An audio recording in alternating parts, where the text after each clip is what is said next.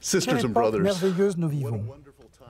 Tandis que nous célébrons le début du rétablissement, il convient également de célébrer la poursuite de ce rétablissement dont nous sommes témoins. Je me réjouis avec vous de vivre à cette époque. Le Seigneur continue de mettre en place tout ce qui est nécessaire pour nous aider à nous préparer à le recevoir. Une de ces choses nécessaires est le nouveau programme pour les enfants et les jeunes. Beaucoup d'entre vous savent que ce programme met l'accent sur le choix de but, les nouveaux emblèmes des classes et les conférences « Jeunes, soyez forts ».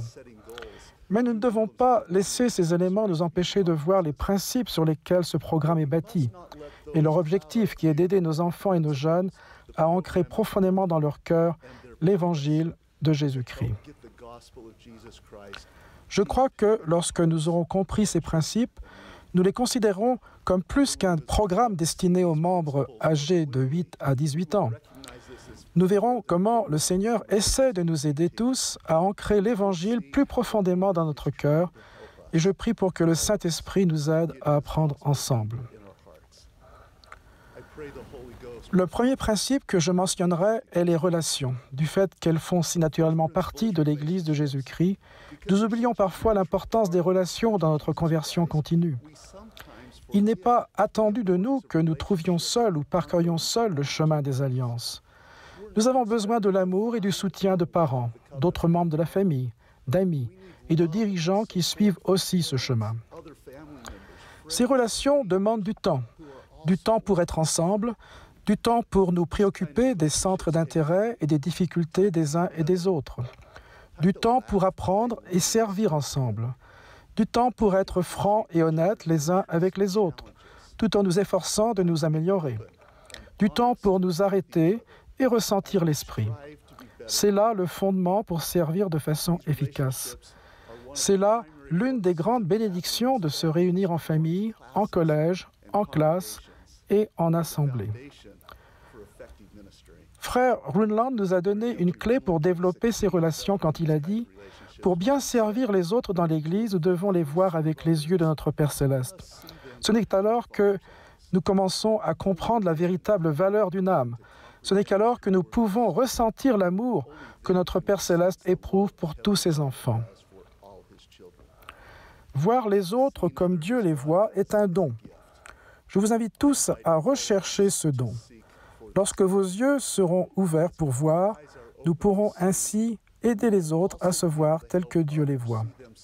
Le président Eyring a dit « Ce qui compte le plus, c'est que les jeunes apprennent grâce à vous qui ils sont vraiment et qui ils peuvent véritablement devenir. » De mon point de vue, ce n'est pas tellement le sermon qu'ils apprendront.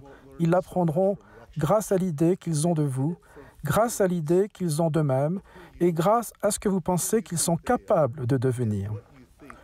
Aider les autres à prendre conscience de leur vraie identité et de leur propre destinée est un des grands dons que l'on peut faire, ainsi qu'enlacer nos cœurs dans l'unité et l'amour les uns envers les autres.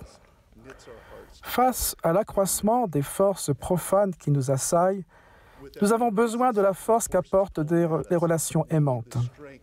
Alors, quand nous planifions des activités, des réunions et d'autres rassemblements, rappelons-nous qu'un des objectifs primordiaux de ces rencontres est d'édifier des relations qui nous fortifient, nous unissent et nous aident à ancrer l'Évangile de Jésus-Christ plus profondément dans notre cœur.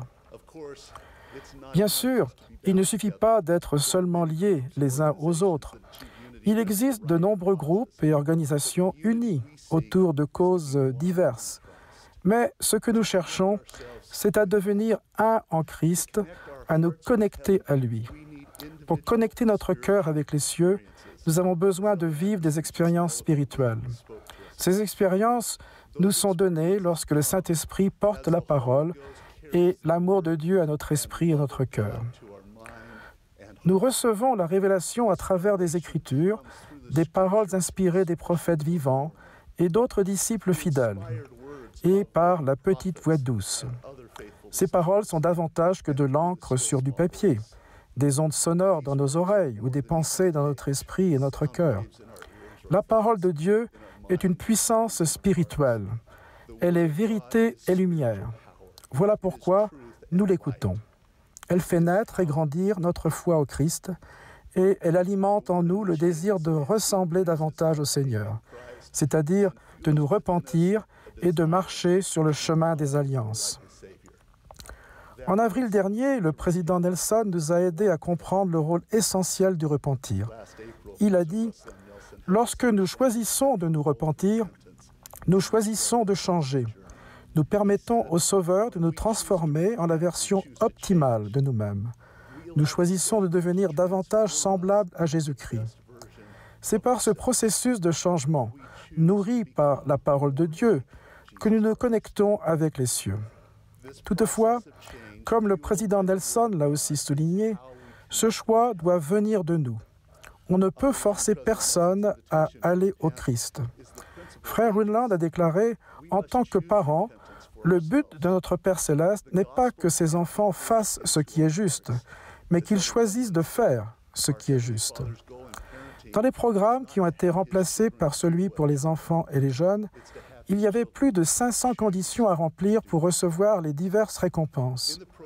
Aujourd'hui, essentiellement, il n'y en a qu'une. C'est l'invitation à choisir de devenir davantage semblable au Sauveur en permettant au Saint-Esprit de nous guider et au Christ de nous transformer en la version optimale de nous-mêmes. Cela va bien plus loin qu'un simple exercice qui consiste à se fixer des buts ou à s'améliorer personnellement. C'est l'occasion de se connecter avec les cieux au moyen de la révélation, du libre arbitre et du repentir, d'aller au Christ et d'accepter son évangile plus profondément dans notre cœur. Finalement, pour ancrer profondément l'évangile de Jésus-Christ dans notre cœur, nous devons nous y engager, lui consacrer notre temps et nos talents, lui consentir des sacrifices.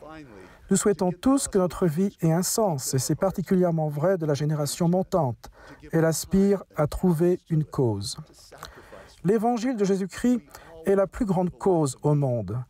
Ezra Taft Benson a dit « Dieu nous commande de porter son évangile au monde entier.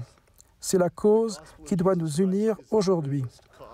Seul l'évangile sauvera le monde de la calamité de l'autodestruction. Seul l'Évangile unira les hommes et les femmes de toute race et de toute nationalité dans la paix. Seul l'Évangile apportera la joie, le bonheur et le salut au genre humain. Trop souvent, nous n'invitons pas ni n'autorisons pas les jeunes à faire des sacrifices pour cette grande cause du Christ. Frère Neil Maxwell a fait cette observation.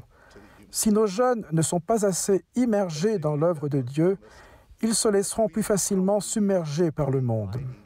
Par contre, frère David Bednar a déclaré « Par le pouvoir que nous accorderons aux jeunes en les invitant et en les autorisant à agir, l'Église ira miraculeusement de l'avant. » Le programme pour les enfants et les jeunes se concentre sur la responsabilité des jeunes. Ils se fixent eux-mêmes leur but. Les présidents de collège et de classe occupent le rôle qui leur revient. Le conseil de paroisse des jeunes, tout comme le conseil de paroisse, se concentre sur l'œuvre du salut et de l'exaltation. Et les collèges et les classes commencent leurs réunions en tenant conseil sur la façon d'accomplir l'œuvre que Dieu leur a confiée. Le président Nelson a dit aux jeunes de l'Église, « Si vous choisissez de le faire, si vous le voulez, vous pouvez jouer un grand rôle dans quelque chose d'important, dans quelque chose de grandiose, dans quelque chose de majestueux. Vous êtes parmi les meilleurs que le Seigneur ait jamais envoyés sur cette terre. Vous avez la capacité d'être plus intelligent et plus sage que n'importe quelle génération antérieure et d'avoir une plus grande influence sur le monde. » À une autre occasion, le président Nelson leur a dit encore, « J'ai entièrement confiance en vous. Je vous aime et le Seigneur aussi. Nous sommes son peuple, engagés ensemble dans son œuvre sacrée. » Jeunes gens et jeunes filles, est-ce que vous sentez la confiance que le président Nelson a placée en vous et l'importance que vous avez dans cette œuvre? Parents et dirigeants adultes, je vous invite à voir les jeunes comme le président Nelson les voit. S'ils ressentent votre amour et votre confiance, si vous les encouragez et leur enseignez comment diriger, puis que vous vous effacez, les jeunes vous surprendront par leurs idées, leurs compétences et leur engagement dans l'Évangile. Ils éprouveront la joie de choisir de s'engager dans cette grande cause et de faire des sacrifices pour elles.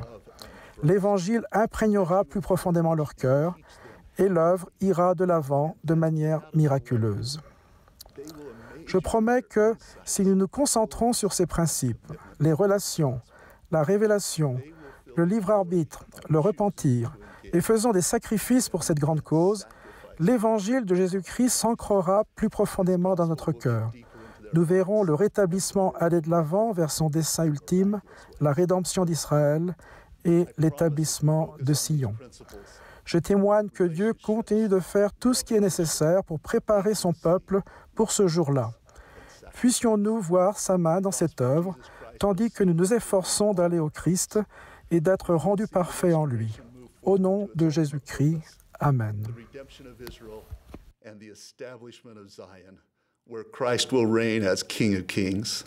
I testify that God continues to do all things necessary to prepare his people for that day.